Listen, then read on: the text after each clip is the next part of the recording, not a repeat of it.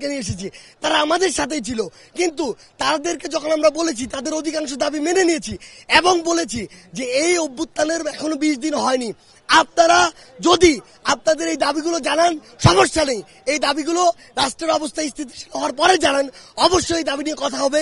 আপনাদের দাবিগুলো যৌক্তিক যদি হয় আমরা সেগুলো অবশ্যই মেনে নেওয়ার জন্য যা করার আমরা আমাদের পক্ষ থেকে করব। কিন্তু তারা আজকে সকালে এখানে ঘেরাও করেছে, আজকে তাদের সকল দাবি মানতে হবে, হোক যৌক্তিক হোক অযৌক্তিক।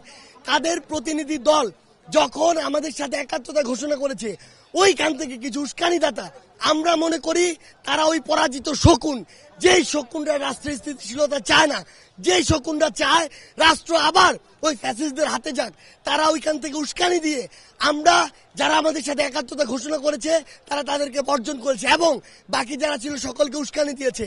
আমাদের কাছে মনে হয়েছে এটি একটি বৃহৎ পরিকল্পনার অংশ। তারা এক এক সময় এক একবার বিভিন্ন পরিকল্পনা করেছে, ছাত্র জনতা প্রত্যেকবার রুখে দিয়েছে। আজকে তারা এখানে মাননীয় প্রধান উপদেষ্টা থেকে শুরু করে মাননীয় যত উপদেষ্টা ছিল কিংবা এই সচিবালয়ের পুরো রাষ্ট্র কাঠামোর আমলাতন্ত্রের যতজন কর্মকর্তা কর্মচারী ছিল সবাইকে আটকে রেখেছে। যদি আটকে রাখা হয় তাহলে এই রাষ্ট্র কাঠামো ফাংশন করবে কিভাবে? আলটিমেটলি তাদের উদ্দেশ্য ছিল এই রাষ্ট্র কাঠামোর ফাংশনটিকে বন্ধ করা।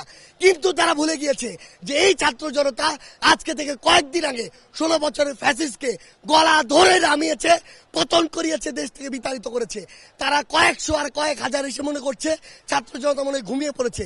তাদেরকে আমরা স্পষ্ট করে বলে দিতে চাই, আর যদি সচিবালয়ের আশেপাশে এরকম কোন নরপিশাচকে আমরা দেখি যারা রাষ্ট্র কাঠামোকে ব্যাহত করতে চাইবে, তাহলে সচিবালয়ের আশেপাশে তাদের কোনো অস্তিত্ব থাকবে না। আমরা স্পষ্ট করে বলে দিতে চাই, আপনাদের যদি কোনো দাবি থাকে রাষ্ট্র আগে স্থিতিশীল অবস্থা আসুক, আপনাদের যৌক্তিক দাবি নিয়ে যে লজিক্যাল ওয়েগুলো রয়েছে সেই ওয়েতে আপনারা অ্যাপ্রোচ করুন। তারপরে যদি আপনাদের যৌক্তিক দাবি না মানে হয় তাহলে আমরা যারা আছি আমরা আপনাদের সাথে দাঁড়াবো। কিন্তু আজকে যারা